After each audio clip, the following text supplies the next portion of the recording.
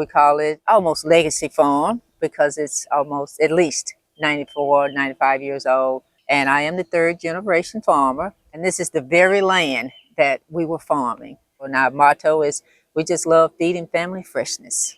Was it always your dream to be a farmer? Oh yes, at 5 years old, we were coming from up there and I looked up to the sky and I said, God, I want to be a farmer. And my dad and mom said, well, you have to go to school. I go, I didn't want to go to school. I want to be a farmer. You know, and so, but it all worked out. Why is farming so important for you? Like, because it teaches people that you can be sustainable and you learn how to share with the community. The harvest that we brought back from up here down to Memphis when we were down there, they would be waiting on those strawberries and we would feed the community. You know, I see you have these beautiful solar panels. Yes. What led you to go solar? Well, I was approached at the farmer's market and they said, you would be the perfect person that would enjoy solar panels. And I said, well, I can't afford that.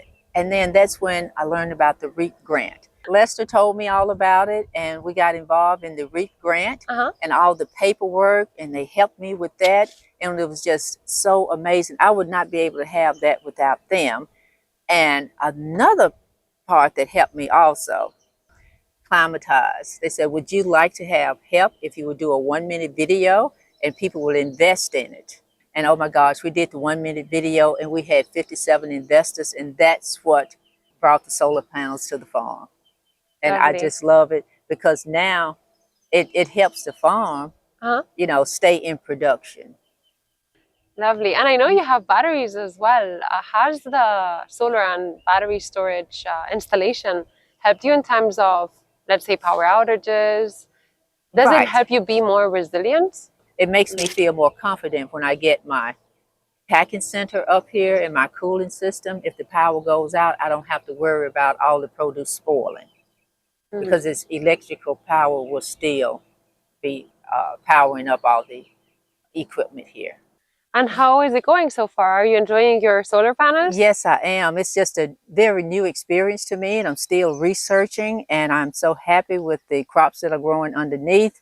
And this wouldn't be possible without the REAP grant.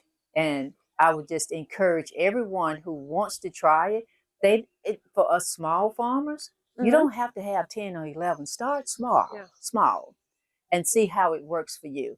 But I guarantee you, you will be happy with the results of having it installed on your property. And I would love to see, I'm just asking the commissioners, the politicians, the senators to keep funding this, provide the money for the REAP grant for everyone to take advantage of it. And would you have gone solar without the REAP grant? No, I would not have, because I couldn't afford it, to be perfectly honest. The investors, I appreciate them so much.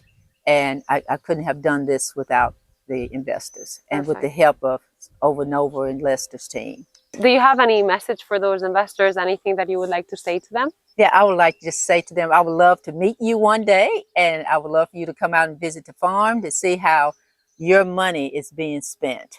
And if there's anything that you would like for me to do, I'll do it. Just try to help gain more benefit from the solar panel. Lovely. This is great. Anything else you would like to share that I haven't asked you to the community? We're going to share this video with the investors, with the community, with policymakers. Anything that you would like to include that you haven't shared already with us? Just make sure you keep funding our programs so that we can service the community, service food deserts in any way that we can from the farm aspect. So keep believing in us, because we need the funding to continue what our passion is.